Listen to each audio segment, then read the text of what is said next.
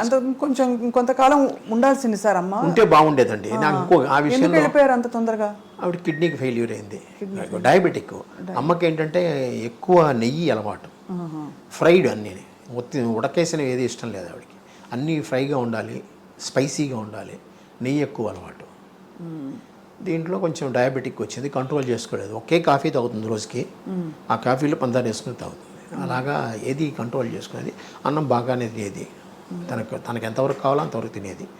అలాగా డయాబెటీస్ వచ్చి డయాలసిస్లోకి వెళ్ళిన తర్వాత కొంచెం కష్టమైంది. మీరు అడిగిన దానికి జయలలిత గారు అమ్మ పోయినప్పుడు దీంట్లో వచ్చారు. వచ్చి అమ్మ శవపేటిక మీద ఇది వేసి మాట్లాడి ఒకటే అన్నారు. నన్ను అనంత్ అని పిలుస్తుంది ఆవిడ. అనంత్, నాకెందుకు చెప్పలే ముందు నువ్వు? నాకు చెప్పుంటే దీనికన్నా బెటర్ ట్రీట్మెంట్ నేను ఇప్పించేదాన్ని కదా. ఆవిడప్పుడు చీఫ్ మినిస్టర్, ప్రోగ్రామ్స్ క్యాన్సిల్ చేసుకుని వచ్చింది ఆవిడ. అమ్మ పోవడం ఒక మాట, ఆవిడ అన్న మాట 2-3 నెలలు నాకు తిరగబట్టింది. నిజంగా ఆవిడకి ఇచ్చుంటే మరి చీఫ్ మినిస్టర్ హోదాలో కూడా ఏది హాస్పిటల్లో చేయించేదే కదా. ఇవన్నీ నేను చాలా కాలం మర్చిపోలేకపోయాను. నిజంగా ఆవిడ అన్న దాంట్లో మోర్ దెన్ 100% రైట్. నిజంగా ముందే ఆవిడకి చెప్పుంటే ఆవిడ ఇంకో విధంగా మనం తీసేది కదా. పైగా తెలిసిన వాళ్ళం మేము, ఆవిడకి బాగా క్లోజ్ అయిన వాళ్ళం. ప్రపంచం అంతా తెలిసిన వారు, పెద్ద పెద్ద వాళ్ళు ఉన్నారు. కానీ ఆ టైంకి అది ఎవరికి స్ఫురించలేదు కాబట్టి. కానీ అవస్థపడలేదు కదా సార్ ఎక్కడ? చాలా ఎక్కడ అవస్థపడలేదు. లాస్ట్ ఎందుకు సెప్టెంబర్ ఇది చూపించబోయే, ఇదిగోండి అమ్మకి డాక్టరేట్ ఇచ్చారు, చూడండి ఒకసారి. అక్కడ ఇక్కడ కూడా చూసుకో, 27/7/1994 అప్పుడు ఇచ్చారు. 5 నెలలు 4 నెలల తర్వాత అమ్మపోయారు. అంతవరకు అమ్మ తిరిగారు, తిరుపతి వెళ్ళి తీసుకున్నారు, పద్మావతి విశ్వవిద్యాలయంలో అక్కడ వెళ్ళి తీసుకున్నారు డాక్టరేట్. అప్పుడు బాగున్నారు, కారులో వెళ్ళి వచ్చాం కదా మేము. సో తర్వాత ఏమైంది? తర్వాత స్లోలీ డయాలసిస్ వచ్చిందమ్మా. యాక్చువల్గా అక్టోబర్లోనే ఎప్పుడు డయాలసిస్కి వెళ్ళామన్నమాట. వారానికి 2 ఏదో వచ్చింది. తర్వాత అక్కడ బాగాలేదన్నట్టుగా మేము హాస్పిటల్ మార్చమని చెప్పారు అమ్మాయి. నువ్వు హాస్పిటల్కి వెళ్దాం, నువ్వు తీసుకున్నావు కదా, నీకు బాగుపడింది. నేను ఫిజికలీ హ్యాండిక్యాప్డ్, ఆ యాక్సిడెంట్లు దెబ్బతిన్నా కదా, అందుకని అక్కడికి వెళ్దామంటే సూర్య హాస్పిటల్ వచ్చేవాడికి వారానికి 2 రోజులు చేశారు. అట్లాగే ఇంటి దగ్గర నుంచి వెళ్ళేవాళ్ళం. అక్టోబర్లోనే ఇప్పుడు వెళ్ళాం. అక్టోబర్ నవంబర్ అయ్యేటాడు కొంచెం హార్ట్ ప్రాబ్లం కూడా అమ్మకు వచ్చింది. దాంతో వాళ్ళు ఐసీయూలో పెట్టారు డిసెంబర్ 10వ తారీఖు ఎప్పుడు మేము హాస్పిటల్కి వెళ్ళాం.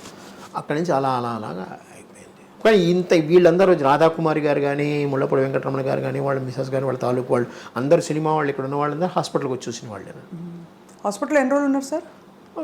హాస్పిటల్లో 11 రోజులు 12 రోజులు ఉన్నారు. 12 రోజులు ఉన్నారు. కానీ ఈ వార్త వినగానే అందరూ అయిపోయి ఉంటారు. అందరూ అయిపోయారు. అది పైగా రాత్రి అమ్మ 9:15 ఎంతకో పోయారు.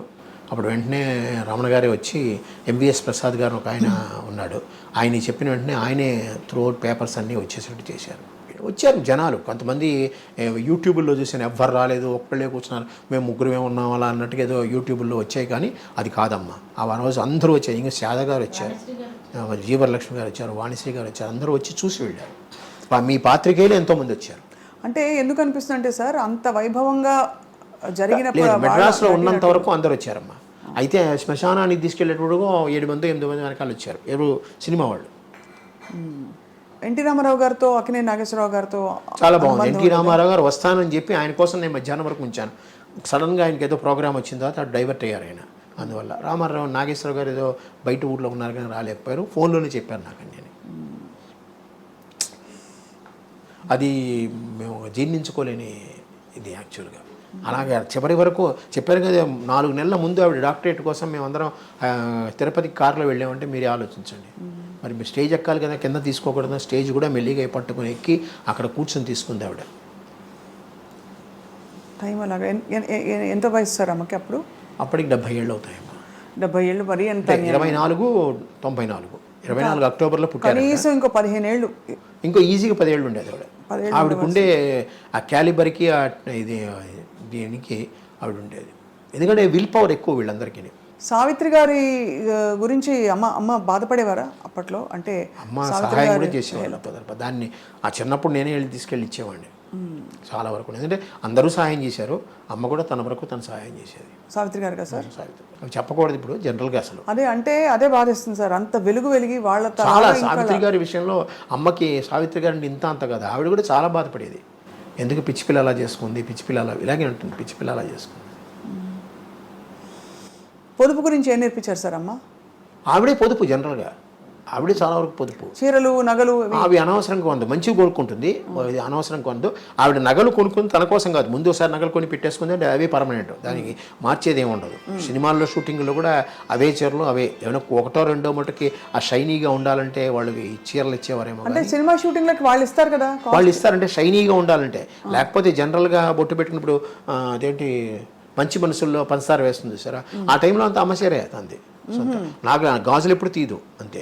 అంటే ఈ విధవ ఇది బొట్టు లేకుండా ఉంటుంది, అలాంటప్పుడు తీసి దాచేదేమో కానీ ఏమీ లేదు. అప్పటికీ ఆ గాజులు ఏమైనా ఉంటే నా జేబులో పెట్టి జేబుకు పిన్నేసేది, జేబులో పెట్టి జేబుకు పిన్నేసేది. పైగా ఇక్కడ జేబులు కుట్టించేది మాకు చిన్నప్పుడే, అదేదో టికెట్ ప్యాకెట్ అది అంటారు, మాకు పెద్ద జేబులే కుట్టించేది. ఏమైనా ఉంటే దాంట్లో వేసేది. నేను అక్కడే ఉంటాను కదా అందుకని. అవును, కాపలా అంటే మీకు మీ దగ్గర ఉంటే భద్రంగా ఉంటాయి. భద్రంగా నేను ఒక చోట కూర్చుంటే ఎక్కడికి వెళ్ళను కదా, ఇటు అటో వెళ్తాను. కానీ పైగా అందరూ అమ్మకి తెలిసిన వాళ్ళు, ఈవెన్ లైట్ బాయ్స్ చిన్నవాళ్ళు అందరూ అమ్మకి తెలిసిన వాళ్ళే, అమ్మ దగ్గర తిన్నవాళ్ళే. అందుకని ఎవ్వరు ఏమీ చేయరు. అది ఆవిడే కొన్ని డబ్బులు వచ్చింది అనుకోండి, ఎప్పుడైనా ఎవరైనా క్యాష్ ఇస్తారు, కొంతమంది క్యాష్ ఇస్తారుగా, ఆ క్యాష్ పట్టుకుని నల్లి చిన్నస్వామి చెట్టి ఉన్నారు కదా, నల్లి సిల్క్స్, అక్కడికి వెళ్ళి మామూలు ఆర్డినరీ చీరలు ఉంటాయి చూసారా, అవి తొందరగా కొనేసేది. 6, 8, 10 డబ్బులు పెట్టి. పక్కనే టీవీ జ్యువెలరీ ఉండేది టీ నగర్లో, పనగల పార్క్ ఎదురుగుండా. అక్కడ ఈ తాళి బొట్టులు చిన్నవి, చిన్న గొలుసులు, ఉంగరాలు అలాంటివి కొని పెట్టేది. ఎప్పుడైనా ఎవరికైనా పెళ్ళిళ్ళు కావాలంటే అది ఇచ్చేసేది. అలాగే చిన్నపిల్లలకి మన క్యాసరీ స్కూల్లో సాధ్యమంతకు చాలామందికి ఆవిడ ఫీజులు ఆవిడే కట్టేది. ఎవరికైనా చాలామంది పుస్తకాలు కొనడం కానీ ఫీజులు కట్టడం అవి నాకు కూడా అలవాటైంది. పైగా నేను ఆ సాయి ఆర్గనైజేషన్లో ఉందని ఆర్గనైజేషన్ ద్వారా నేను చేస్తూ ఉంటాను. అడాప్టింగ్ చిల్డ్రన్స్ అంటారు, ఎడ్యుకేషనల్ అడాప్టింగ్ చిల్డ్రన్స్. ఎంత గొప్ప జీవితం సార్. అమ్మగారు చీర ఏమన్నా ఉందా సార్? చాలా కాలం ఇది కట్టింది, ఇప్పుడు లేదు ప్రస్తుతం. ఒకటి కూడా లేదు సార్? అక్కడికి లేదు, చాలా కాలం తనే కట్టేది. అమ్మగారి జ్ఞాపకం అంటేనే సూర్యకాంతం గారి. అసలు మా అమ్మాయి దగ్గర ఉందేమో ఒక చీర కట్ చేసి, ఇప్పటికీ ఉందనుకుంటా కదా తన పాప దగ్గర ఉంది. ఒక చీరని కట్ చేసి రెండు చుడిదార్లు కుట్టించుకుంది. అలా అలా ఉండిపోవాలని. అంటే మా డాక్టర్కి మా మదర్ అంటే చాలా చాలా ఇష్టం. అంటే వీళ్ళిద్దరు చిన్నప్పుడు పుట్టినప్పుడు డైనింగ్ టేబుల్ మీద కూర్చోబెట్టి, కుర్చీలో కూర్చోబెట్టేవారు కాదు, టేబుల్ మీద కూర్చోబెట్టి అన్నం తినిపించేది ఆవిడ. అందుకని మా డాక్టర్కి చాలా బాగా ఇష్టం.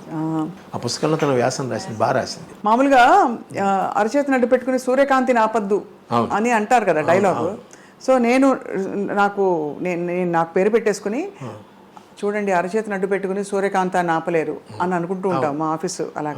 అలాగా ఆవిడ పేరు ఎవరు పెట్టుకోలేదు ఏమిటో తర్వాత సినిమా ఇండస్ట్రీలో. సినిమా ఇండస్ట్రీలో పెట్టుకోవాలి, బయట మా బంధువుల్లో కొంతమంది పెట్టుకో, 2-3 పెట్టుకున్నారు సూర్యకాంత్. ఒరిజినల్ పేరు ఇప్పటికీ ఆ పేరుతోనే ఉన్నారు వాళ్ళు. కాదు, అమ్మగారి పేరు ఒరిజినల్ పేరు సూర్యకాంతమే, మార్చుకోలేదు ఏమి.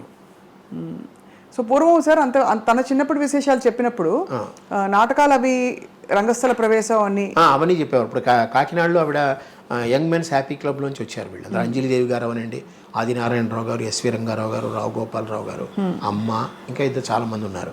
వాళ్ళందరూ కాకినాడలో ఉండే దంటు కళాక్షేత్రం అని ఉంటుంది, అదే యంగ్ మెన్స్ హ్యాపీ క్లబ్. అందులో వీళ్ళందరూ ఒక విధంగా, ఇప్పుడు మీరు ఫిల్మ్ కాలేజెస్ ఏవో ఉన్నాయి కదా, ఫిల్మ్ ఇన్స్టిట్యూట్స్, కంపేర్ చేస్తే అది ఒక పెద్ద నాటక రంగం. అక్కడ ప్రొడక్షన్ స్టార్ట్ అయ్యి వచ్చింది, అక్కడ నేర్చుకున్న వాళ్ళు వీళ్ళందరూ. ఆ పేరుకి ఇప్పటికీ నేను కాకినాడ చేస్తే అక్కడే చేయాలని కోరిక నాకు, ఎందుకంటే ఆ ఏరియాలో ఉంది, ఇంకా ప్రస్తుతం ఉంది అది, స్టిల్ ఇట్ ఇస్ రన్నింగ్. వాళ్ళకి ఒక మినీ థియేటర్లా ఉంటుంది అనమాట లోపల, నాటక రంగం, ఎయిర్ కండిషనే బాగుంటుంది, అక్కడే చేయాలన్న కోరిక. ఆయన ఒప్పుకుంటే, దంటు భాస్కర్రావు గారు ఉన్నారు, వాళ్ళ మనవడు అనమాట, ఆయన వస్తే అక్కడే చేయాలని కోరిక. చూద్దాం, అక్టోబర్లో అనుకుంటున్నాం. తప్పకుండా జరగాలి మంచి కార్యక్రమాలు. అలాగే మనకి ఈయన చెయ్యొద్దన్నారు ఎవరు, మురళీమోహన్ గారు, మెడ్రాస్లో చేయొద్దు, సినిమా పరిశ్రమ హైదరాబాద్లో ఉన్నప్పుడు హైదరాబాద్లో చేయాలన్నారు. నేను ఒకటి అన్నాను, ఇక్కడ వెంకయ్య నాయుడు గారిని పిలిచానండి, 2 జడ్జీలను పిలిచాను, పెద్ద వాళ్ళందరినీ పిలిచాను, పైగా అమ్మ కెరీర్ ఇక్కడే డెవలప్ అయింది. నా ఎక్స్ప్లెనేషన్ నేను ఇచ్చుకున్నాను ఆయనతో, కానీ ఆయన అక్కడే చేయాలని పట్టుబట్టారు, కానీ కుదరలేదు. నాకు ఇక్కడే స్టార్ట్ చేశాను, ఇక్కడే ఎండ్ చేశాను. ఆయన అన్నాడు, ఫినిషింగ్ కావాలంటే నెక్స్ట్ అక్టోబర్లో హైదరాబాద్లో చేద్దామని అన్నారు. ఆ మాట ఆయన అన్నారు, చూద్దాం, దేవుడి దయ వల్ల, అమ్మ దయ వల్ల అయితే కొనసాగిస్తున్నారు కదా సార్, అంత మంచి మనసుతో అన్ని అమృతాయి చక్కగా జరుగుతాయి. అన్ని అమ్మ ఆశీర్వాదం ఉంటే ఖచ్చితంగా హైదరాబాద్లో కూడా చేస్తాను, అది మురళీమోహన్ గారి సహాయంతో.